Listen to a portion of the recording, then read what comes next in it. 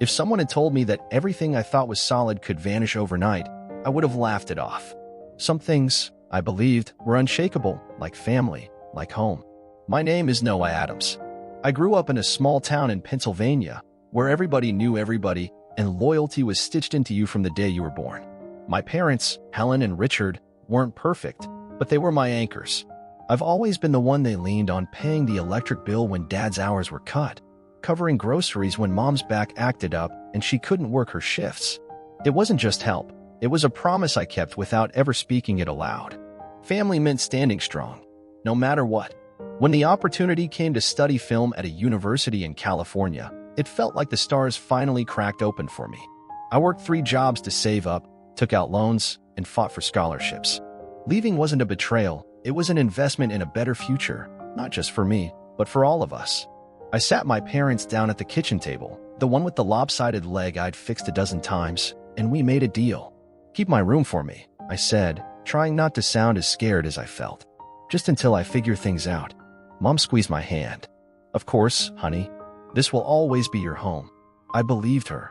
I packed only what I needed, leaving my books, my posters, the old guitar Dad got me for my 15th birthday, all of it waiting for the day I'd come back, tired but triumphant.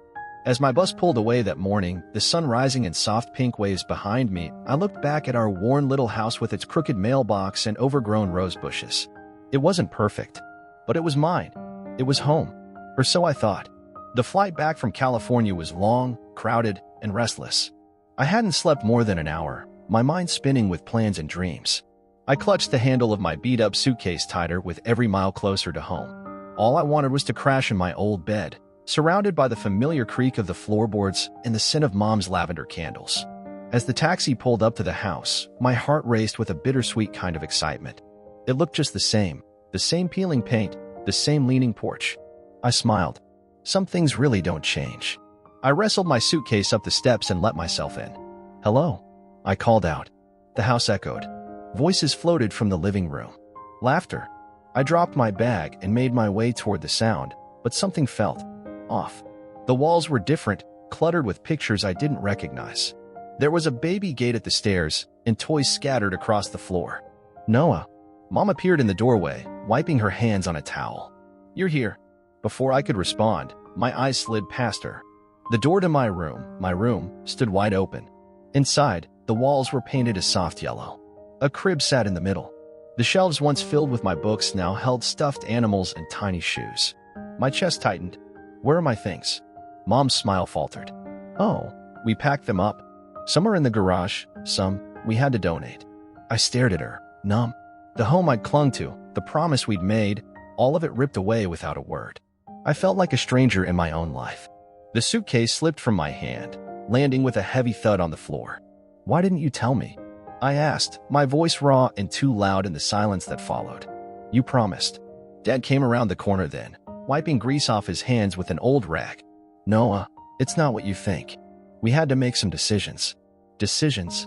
I echoed, disbelief burning in my chest. "About my room? About my things?" Without even a call, Mom wrung her hands, glancing at Dad before speaking. "Your cousin Emma needed a place to stay after the baby. She had nowhere else to go. And you just gave away my room?" I could feel my face flushing, the sting of betrayal threading through my skin. "I've been sending you money every month. I've been holding up my end." Dad's jaw tightened. "Don't be dramatic. You're grown now. You're not a kid who needs a room here. Emma needed help."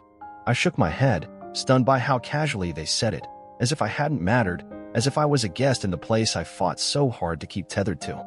"You could have told me," I said, voice breaking. "You could have asked." Mom looked down at the floor. "We thought you'd understand." "Understand what? That my place in this family is replaceable? Disposable?" The words hung between us, heavy and ugly. For the first time, I saw the distance between what I'd always believed about family and what was standing in front of me now. Without another word, I turned, grabbed my suitcase, and walked back out into the cooling twilight, each step heavier than the last. I didn't have a plan. Standing on the cracked sidewalk with my suitcase at my feet, the night air biting at my skin, I felt the weight of every choice that had led me here. But the thing about being pushed out is, you learn how to land. I pulled out my phone and called Jake, my oldest friend from high school. He picked up on the third ring. "Man, where have you been?" Jake's voice was warm, familiar. Home, I said, the word bitter on my tongue. But I need a place to crash. Say no more, he answered. Get over here. Jake lived across town in a tiny 2-bedroom apartment that smelled like coffee and old wood. When I arrived, he had already made up the couch for me. No questions, no judgment, just an open door. The first few days were rough. I spent hours scrolling through rental listings I couldn't afford, sending out applications, scraping together my savings. Every rejection email felt like a punch to the gut. California had taught me ambition. Pennsylvania was teaching me humility. But slowly, things started to shift. A friend of Jake's needed a roommate, and suddenly there was a tiny studio available above a bookstore downtown. The walls were cracked, the windows drafty, but it was mine. The first night I slept there, curled up on a borrowed mattress with nothing but a duffel bag of clothes and a half-dead lamp. I felt something strange and fierce inside me. Pride. I was building something new. Not because someone gave it to me. Not because I was someone's obligation. Because I chose it. And for the first time in a long while, I realized maybe that was enough to call it home.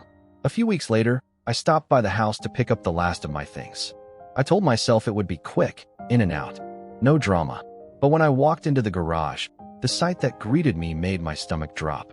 My boxes, the ones packed with pieces of my life, were shoved into a corner, water-damaged, some of them torn open. My guitar was missing. The photo albums, the books I'd loved, gone. I stormed inside, the anger rising so fast I could hardly see straight. Where are my things? I demanded. Mom barely looked up from her phone. We had to make space. Space. I laughed, but there was no humor in it. For what? Emma needed the garage, Dad said from the recliner. For storage. I clenched my fists, trying to steady my breathing. You didn't even ask. You weren't here, Dad replied, as if that made it okay. And then, like salt in a wound, I found out something else. They had been charging Emma rent, a fraction of what I'd been sending them every month while scraping by in California. So let me get this straight, I said, voice shaking. You took my money, remodeled the house for someone else, and tossed my life out like trash. Mom looked uncomfortable. We did what we had to do. Family comes first. Family, I repeated, a bitter taste rising in my mouth. Apparently not this family. Their faces hardened, closing off. Somehow, I was the problem now, ungrateful, dramatic, difficult. That night, walking back to my little studio, I made a decision. No more waiting for their approval. No more excuses. No more bending myself in half to fit into a version of family that only worked if I disappeared. I was done. Life didn't magically get easier, but it became mine. I picked up more hours at the bookstore downstairs and started freelancing for local filmmakers. The days were long and sometimes lonely, but every late night editing a wedding video or every shift shelving dusty novels reminded me. I was free. I was choosing this. Slowly, I built something sturdier than anything I'd had before. I made friends who became like family, people who celebrated my wins and stood by me in the low moments. No guilt tripping, no silent punishments. Just presence, just realness. There were nights when anger flared up, when a memory hit too hard, or a friend's casual mention of their supportive parents cut deep. But each time, the fire inside me cooled faster. The pain softened into something almost tender. A scar, not an open wound. I learned to set boundaries, to say no without guilt. I stopped explaining myself, stopped chasing approval that was never really mine to catch.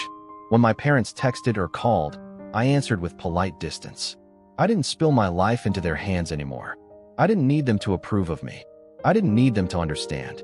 For the first time, I wasn't surviving for someone else. I was living for me. And that, I realized, was the real definition of coming home. Months turned into a year. My small studio started to fill with pieces of the life I was creating.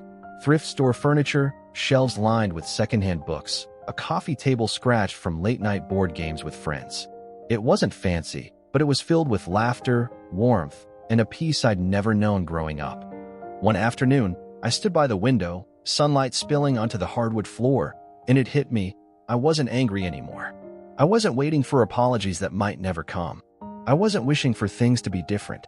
I forgave them. Not out loud, not in some dramatic confrontation. Quietly, inside myself. Forgiveness not for their sake, but for mine. A way to set down the weight I'd been carrying for too long. I forgave them for choosing convenience over loyalty, for seeing me as a resource instead of a son, for their smallness, their fear, their failure to understand the man I was becoming. I didn't reach out. I didn't rush back. I honored the boundary I had fought so hard to build. Because real family isn't about obligation. It's about respect.